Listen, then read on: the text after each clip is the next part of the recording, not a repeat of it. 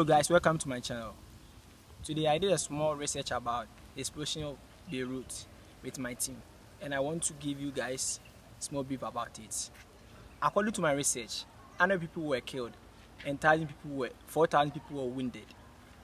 Also, 1,000 people were missing after the explosion. According to Beirut governor, the explosion may cost up to $5 billion US.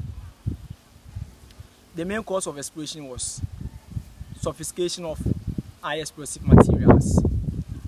European Union has pledged its aid and support to Lebanon. Countries like France, Netherlands, Poland, Germany had assisted their support to Lebanon. Pope Francis had also pledged to Lebanon. 6 Turkish nationals, people were involved in this explosion. 2 Philippians were dead and 8 people were wounded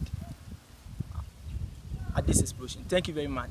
Please guys, don't forget to subscribe, also like and share to this video. Thank you very much. Okay. And also stay safe. Bye bye. Okay, bye bye.